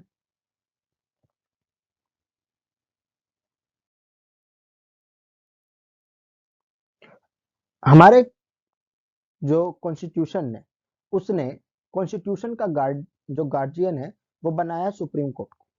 और सुप्रीम कोर्ट ने केशवानंद भारती केस में एक बात बहुत क्लियरली साबित की। एक बहुत लॉन्ग डिबेट था कि पार्लियामेंट को कितनी पावर है कॉन्स्टिट्यूशन को लेकर। क्या पार्लियामेंट कॉन्स्टिट्यूशन के किसी प्रोविजन को चेंज कर सकती है या किसी को नहीं कर सकती है, फंडामेंटल राइट को चेंज कर सकती है या नहीं कर सकती है, इस रिगार्डिंग एक डिबेट था। इससे पहले के केसेस थे जैसे कि गोलकनाथ केस, इन सब केसेस में कभी पार्लियामेंट प्रेसिडेंट कहती थी कि यहाँ चेंज कर सकता है, कभी मना कर देते थे कि नहीं प्रेसिडेंट चेंज नहीं कर सकते। इस पूरे डिसीजन को एक बार में फाइनल रूप से सोल्व करने का काम किया हमारी सुप्रीम कोर्ट ने इन केशवा भारती नंदन केस। केशवा भारती केशवानंद भारती केस में एक क्लियर जजमेंट दिया गया और वो क्लियर जजमेंट जो है वो एक डॉक्ट्रीन बनी, एक सिद्धांत बना किस चीज का, बेसिक स्ट्रक्चर का। ठीक है, बेसिक स्ट्रक्चर की डॉक्ट्रीन बनी। इस बेसिक स्ट्रक्चर की डॉक्ट्रीन में क्या कहा गया कि देखिए भैया, कॉन्स्टिट्यूशन का एक बेसिक स्ट्रक्चर है। ठीक है, यानी कि कोई एक ऐसी, जैसे आपको हर चीज, आप लोगों के दोस्त होते हैं, सबका कोई बेसिक स्वभाव होता है। जैसे कोई बहुत एंग्री होता है, कोई बहुत ज्यादा दूसरों पर ट्रस्ट कर लेता है इजिली, कुछ लालची होते हैं, कुछ स्वार्थी होते हैं, ऐसे सबके बेसिक नेचर होते हैं और वो लाइफ टाइम सेम रहते हैं, उसके कोई भी चेंज नहीं कर पाता है। जैसे गुस्सैल आदमी है, उसकी जिंदगी में कोई भी आ जाए वो जीवन भर गुस्सैल ही रहेगा, तो ये उसका एक बेसिक फीचर है। ऐसे ही इस केस में कहा गया कि हमारे कॉन्स्टिट्यूशन के कुछ बेसिक फीचर है, जैसे कि हमारे कॉन्स्टिट्यूशन का बेसिक फीचर है कि वो सबको राइट्स देता है, वो सोशल इकोनॉमिक जस्टिस की बात करता है, सेक्युलरिज्म की बात करता है, ठीक है, सोशलिज्म की बात करता है। इन ये सब चीजें क्या एक तरीके के बेसिक स्ट्रक्चर, और ये चीज हमारे कॉन्स्टिट्यूशन में भी डिफाइन नहीं है कि क्या चीज बेसिक स्ट्रक्चर है, और ना ही इस केस में स्पेसिफिकली नाम लिए गए कि ये चीजें बेसिक स्ट्रक्चर है। इस केस में कहा गया कि ये कोर्ट का जुरिडिक्शन है कि वो डिसाइड करेगी कि क्या चीज बेसिक स्ट्रक्चर और क्या चीज नहीं है। ठीक है, पर हाँ ये डिफाइन किया गया कि कोर्ट का एक बेसिक स्ट्रक्चर है जिसको इंटैक्ट रखना है, आप उसको क्षति नहीं पहुंचा सकते, उसको नहीं बदल सकते। अब इस पूरी बात का आशय यह है कि संविधान में पार्लियामेंट परिवर्तन कर सकती है, परंतु वो परिवर्तन जो वो अपनी आर्टिकल 368 की पावर का यूज करते हुए कर रही है, वो इस दायरे में सीमित होना चाहिए कि वो कोई ऐसा प्रोविजन चेंज ना कर दे जिससे बेसिक स्ट्रक्चर को क्षति पहुंचे। फॉर एग्जाम्पल, हमारा देश का जो फंडामेंटल राइट की व्यवस्था है उसमें कहा गया रिलीजियस राइट दिए गए, माइनॉरिटीज को राइट दिए गए हैं, और वहां कहा गया कि स्टेट सारे धर्म के लोगों को सेम ट्रीट करेगा। अब मान लीजिए इसी फंडामेंटल राइट को कोई चेंज करता है, तो यानी वो कॉन्स्टिट्यूशन के बेसिक स्ट्रक्चर को सरकार चेंज कर रही है, क्योंकि हमारे देश का बेसिक स्ट्रक्चर क्या कहता है कि स्टेट जो है, इंडियन स्टेट, वो सेक्युलर है, वो सभी धर्म को बराबर ट्रीट करता है, और अगर आप इसको चेंज करेंगे तो दिक्कत हो जाएगी। अगर मान लीजिए कॉन्स्टिट्यूशन को चेंज करके ये लिखा जाता है कि इंडिया एक फलाना धर्म का राष्ट्र है, तो आप सेक्युलरिज्म के अगेंस्ट जा रहे हैं, तो ये कॉन्स्टिट्यूशनल अमेंडमेंट गलत होगा। सेम ऐसे ही हमारे देश का कॉन्स्टिट्यूशनल अमेंडमेंट जुडिशरी को इंडिपेंडेंस देता है, तो एक सेपरेशन ऑफ पावर की डॉक्ट्रिन पर कार्य करता है, जहां पर जुडिशरी एग्जीक्यूटिव और लेजिस्लेटिव से फ्री होकर कार्य करती है। तो इसी क्षेत्र में भी एक अमेंडमेंट लाया गया था, नेशनल जुडिशियल अपॉइंटमेंट कमीशन करके। इसको अनकॉन्स्टिट्यूशनल किया गया क्योंकि ये बेसिक जो कॉन्स्टिट्यूशन की आत्मा है, जो स्ट्रक्चर, उसके अगेंस्ट में है, क्योंकि हमारा कॉन्स्टिट्यूशन सेपरेशन ऑफ पावर की बात करता है ताकि चेक्स एंड बैलेंस बने रहे, और आप अगर नेशनल जुडिशियल कमीशन ला रहे थे तो उसमें इससे प्रॉब्लम हो रही थी, तो इसको अनकॉन्स्टिट्यूशनल डिक्लेयर किया गया। तो यानी आप अपनी पार्लियामेंट, यानी आप जो वर्ड है ये पार्लियामेंट के लिए, कि पार्लियामेंट जो है कोई चीज को ऐड कर सकती है, करेक्ट कर सकती है, रिपेल कर सकती है कॉन्स्टिट्यूशन के किसी भी अरेंजमेंट को, ये पावर उस आर्टिकल 368 में मिली है। परंतु केशवानंद भारती केस में सुप्रीम कोर्ट ने कहा कि parliament can change any provision of the constitution but the basic structure of the constitution should remain intact. यानी आप कोई भी प्रोविजन चेंज कर दीजिए, कोई भी अनुच्छेद चेंज कर लीजिए, कुछ भी नया ऐड कर लीजिए या मिटा दीजिए, पर जो कॉन्स्टिट्यूशन का बेसिक स्ट्रक्चर है वो हर केसेस में सेम रहना चाहिए, उसको क्षति नहीं पहुंचनी चाहिए। क्लियर? और होप कि आपको ये एग्जांपल से समझ आएगा। इसीलिए हमारे पार्लियामेंट कॉन्स्टिट्यूशन के सभी प्रोविजंस को चेंज कर सकती है, पार्ट को चेंज कर सकती है, परंतु उस चेंज को करते समय उसे रिफ्लेक्ट करना होगा हमारे बेसिक स्ट्रक्चर पर। आमतौर पर एक जनरल कंसिडरेशन है कि जो भारत का प्रियम्बल है वो इसके लिए आधार काम करता है, वो हमें एक तरीके से आईना दिखाता है कि कॉन्स्टिट्यूशन का बेसिक स्ट्रक्चर क्या है।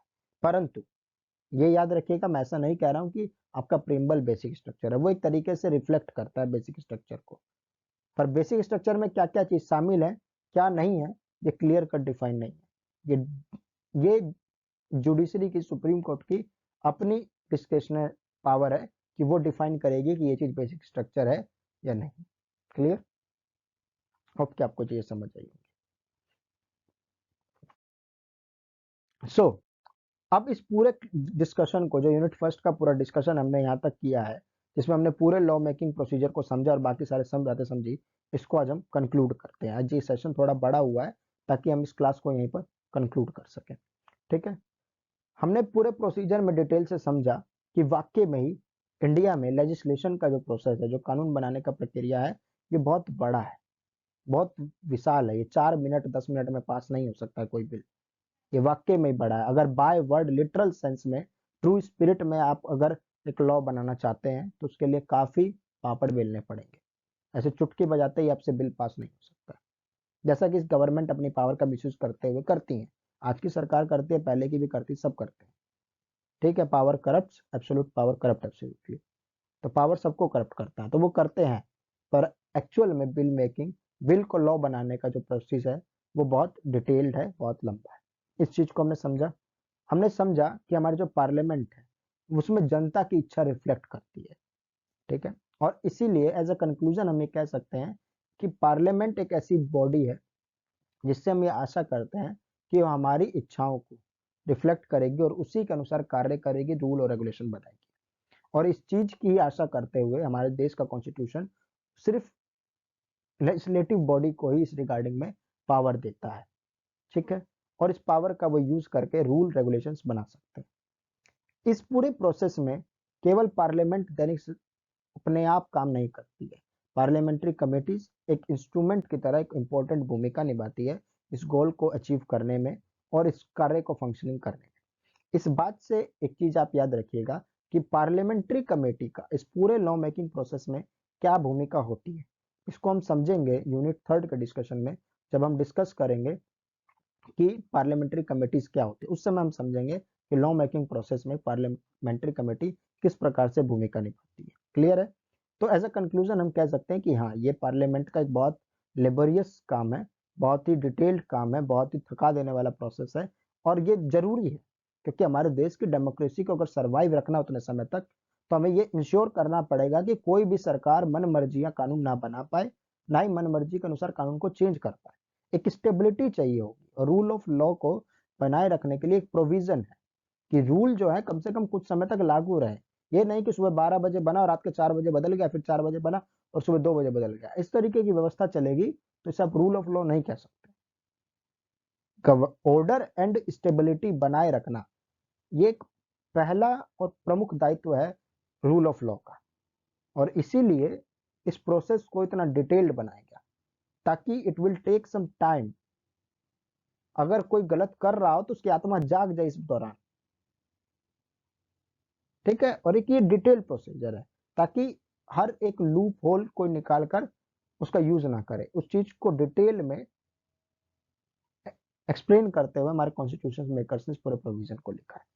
होप कि आपको इस पूरे 5 क्लासेस को देखने से ये बात समझ आई होगी कि कितना इंपॉर्टेंट है इस चीज को समझना और कितना इंपॉर्टेंट है एक देश के लिए लेजिस्लेटिव प्रोसीजर। क्लियर? सो आज की क्लास थोड़ी लंबी हुई यूजुअल से, क्योंकि हमें इस टॉपिक को आज कंक्लूड करना था। अगर आपको यहाँ कोई भी डाउट हो तो आप मुझे कमेंट सेक्शन में लिख कर पूछ सकते हैं। ठीक है, और मैं उसको नेक्स्ट क्लास में उस पर चर्चा करने की पूरी कोशिश करूंगा। मैं उसको आपको वहाँ पर बता दिया करूंगा। और ये क्लास देखने के लिए आपका बहुत बहुत धन्यवाद। Thanks for watching, thanks for being here. ये इस वीडियो से जुड़ने के लिए बहुत बहुत धन्यवाद। अगर आपको मेरा पढ़ाना अच्छा लगा हो, कार्य अच्छा लगा हो, तो please do like the video, share it with your friends, और प्लीज़ सब्सक्राइब द चैनल ताकि आपको नोटिफिकेशन आ जाए, और बेल आइकन भी हिट कर दें नोटिफिकेशन के लिए। आपका जो ये एक लाइक है, एक शेयर है, आपका ये सब्सक्राइब तक है, ये मेरा जो काम है उसको सपोर्ट करने का आपका एक जरिया है। आप अपने एक लाइक, अपने शेयर, अपने सब्सक्राइब के थ्रू मेरे कार्य को सपोर्ट कर सकते हैं, और जिसके लिए मैं आपका बहुत बहुत आभारी रहूँगा। ठीक है, so thanks again, thanks for watching the video. मिलते हैं नेक्स्ट क्लास में, तब तक के लिए take care, goodbye, see you next class.